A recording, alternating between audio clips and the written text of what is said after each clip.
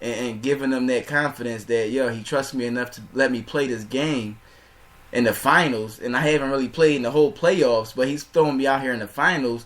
Like, he has some confidence in me. So, building that confidence with your player and having that overall team atmosphere and the way they play as a team, excuse me, can only help them right now with Draymond being out. So now expect a lot from McAdoo, who got some playing time early in the series, and now he's going to have that confidence of, knowing that Steve Kerr trusted him before. Now he's going to be called upon a little bit more. Mo Spates, former Sixers player, he's proven that he can make some shots in this league, and he'll get in there. He'll be physical. He'll fight with whoever he's playing against, whether it's Love or LeBron on certain plays, whatever the case is. Mo Spates is willing to get in there and mix it up. And he played some time in Memphis as well, so he been around Gasol and Zebo, so he has a little bit of fire in him. So I mean, the impact, I don't think it's going to be as major as people are making it out to be, because they do have an overall team. They have a great team. So I expect, Iguodala to probably play more time at the 4, a little bit here and there. They'll have McAdoo. They'll have Spates in. And they'll just be able to figure it out. And, if Steph Curry and Klay Thompson can come back out and still be playing with the same fire that they played with in Game 4 and be able to make the shots that they made in Game 4, then it's over tonight. Like, definitely. Right. And I think that's key.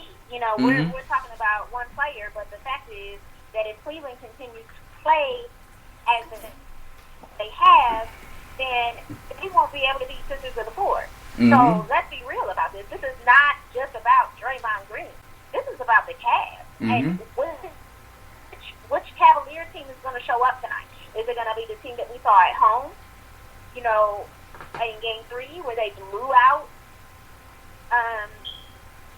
the Warriors by 30? Is that the team we're going to see? Or are we going to see the team that seemingly forgets what basketball is? They forget how to rebound. They resort to this running gun style of play, and that's not their game. And so as a Cavs fan, number one, but then also as a fan of the game, it's disturbing. It's disappointing even to just sit here and watch a team that at this point should be a championship caliber team play the way the Cavs have played.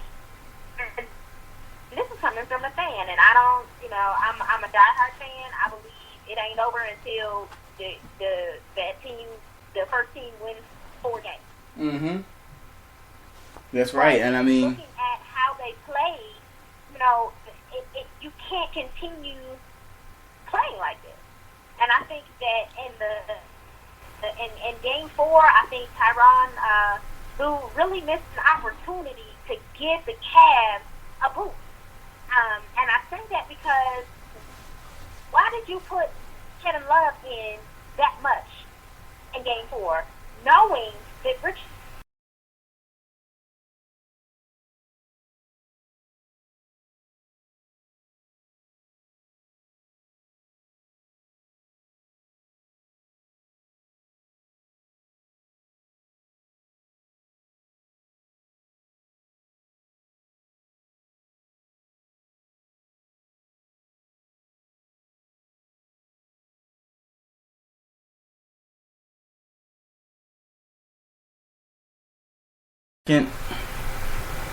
All right. Can you hear me, Dani? Yeah. Okay. Yes, yeah. I'm here. All right. Cool. Yeah. It wasn't you. It was the whole connection. I think the show stopped for like a couple seconds too, completely. But everything is good. So yeah, I have it was a network error. The connection was lost for a second, but we're back now. You were talking about, at the moment, Tyronn Lue and Richard Jefferson, so you can go back into that.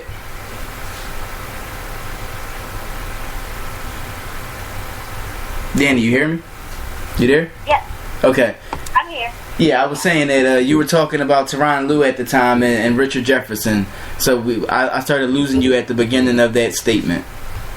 Oh, okay. Yeah, I was just saying that, Coach Lue, he just missed an opportunity to give the Cavs a boost, and playing Kevin Love as much as he did, from a coaching standpoint, why not stick to what got you to Game 4 and got you to win the big win in Game 3? And Richard Jefferson had a lot to do with the Cavs winning Game 3, and I feel like that was a missed opportunity from a coaching standpoint in Game 4.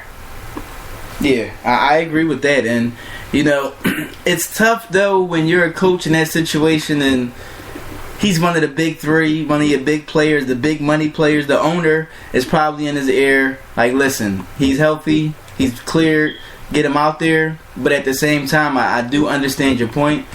But, at the end of the day, I know you heard all the talk about LeBron, and I was one that was very, very critical of his play in Game 4.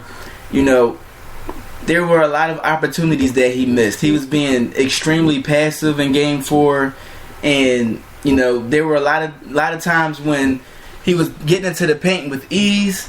Sometimes he could have been aggressive and attacked the rim and got fouled. Sometimes he could have pulled up for a jump shot a little bit, but other times he was being swamped by doubles and triple teams. They were playing great defense on LeBron, but at the same time he was just being too passive and he wasn't looking to attack. And you could see it every time he got into the paint. It's like he just automatically turned to the 3-point line and looked for somebody to pass to. And as the best player in the world, you can't do that. This is everything, right? This is the finals. You have to go out and give it your all. And I'm not saying, score 40 points and have 2 assists, but at the same time, he was being just very, very passive. And he was looking for guys too much. And through the first 3 quarters, early in the third quarter, they were playing great team basketball. The Cavaliers were. They were in the game. They were playing great team basketball. And then as Golden State started to heat up a little bit and Steph and Klay started making some shots, you could see their confidence started dwindling in their teammates. They started losing confidence in their teammates. And then it was just pretty much run and gun one-on-one basketball after that. And they just completely lost it. And, partially it's on Tyronn Lue, but early in the series, Tyronn Lue made it clear that Kyrie Irving is the best ball handler in the NBA, and so one-on-one basketball, he's fine with that with Kyrie. But it doesn't work. It's not working against this team, so you can't go to that. You have to play team basketball, and I don't know, Danny. I don't know. I can't place a blame on any particular person or player, but overall they're just not getting it done. And at the end of the day, everybody, there's been so many different arguments, regarding the Cavs and LeBron, whether he should be more aggressive, and everybody's like, you don't want a player to go out and score 40. He pretty much did that last year in the finals, and they still lost. But it's a difference between being a gunner, because LeBron will never be a gunner. Like, it's just not in his nature.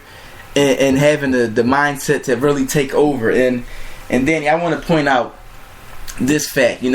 Going back years ago, I can't remember the exact year, but I think it was 2007, maybe 2008, when the Cavaliers went to the finals and played the Spurs. But on the run, they were playing the Detroit Pistons, and I know you remember, just like everybody who watches basketball remembers, the historic performance that LeBron put on against the Pistons in that series. And the Pistons, who were the powerhouse team at the time, the cream of the crop of the Eastern Conference. And here's LeBron. He scored 26 out of the last 27 points, going into taking them and fighting and getting them to overtime. And even then, at that point in time, everyone knows that the Cavaliers role players weren't that great, but at the same time, he did have some solid players like Ilgauskas. Trying to think who else was on that team. There was some other players on that team that weren't slouches, put it that way. But he took over that game and fought and got them into overtime, and then took over in overtime and got them that win. And he wasn't really being a gunner. And that's what people are like really missing the point of. Like, LeBron can take over the game. He's proven that he can take over the game without being a gunner. And, everybody's looking at it like, if he takes over, that means he's not trusting his teammates. No. I mean, he was passing the ball in those games, but they were playing a great style at the time, and it wasn't like one-on-one basketball and him just taking over and just doing everything. They were running sets, and he was just getting great looks, but because they were playing as a team and feeding him the ball. So, do you see that being a possibility for him to do? Because, I mean, this is a big game right here. They want to get back to Cleveland with everything they have, because if they can get back, they're still in it. And everyone knows in the last series with Golden State, they looked like dead in the water against OKC, but they came back and destroyed OKC to make it to the finals. So, do you see LeBron and the Cavaliers having a chance to do the same thing? Yeah, like I said earlier, I think that there is a possibility that they would win. Mm-hmm. It comes down to who's going to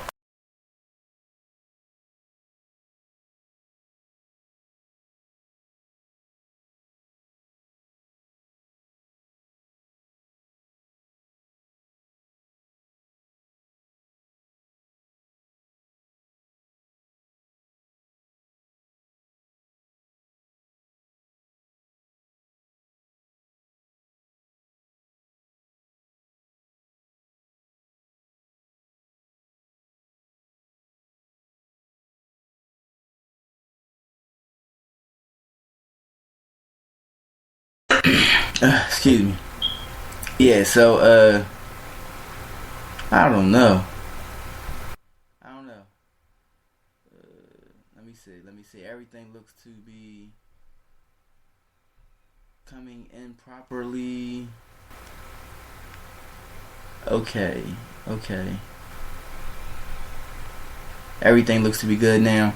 We apologize again, but I mean, as Danny was saying, it is possible, and with Draymond being out, it may give the Cavs a little more confidence to go out there and fight, knowing that one of their best players is out, and they do have a chance to win this game. I mean, we know what they're capable of. We've watched them play this entire season in these playoffs, where they really went out and made some big shots. And can they find that range which got them there so easily?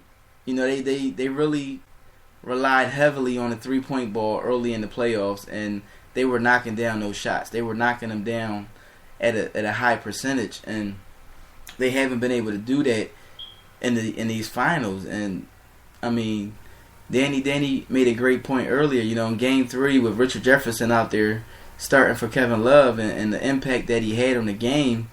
And he had a big impact in Game 2 as well, even though they lost. But, his play definitely made a difference. And it's funny because, I mean, Richard Jefferson, if those younger folks know about Richard Jefferson and, his Nets days, Richard Jefferson was a beast, yo.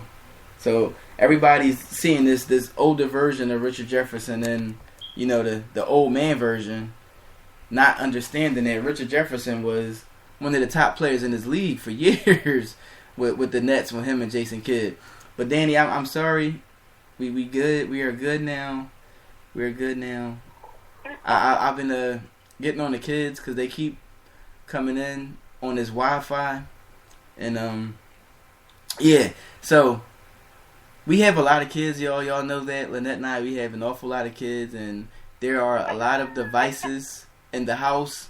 So Lynette and a couple of the kids just walked in the door, and automatically our Wi-Fi connects on our devices. So everybody Wi-Fi cut on, and everybody connected to the internet. So it kind of pushed me off for a second.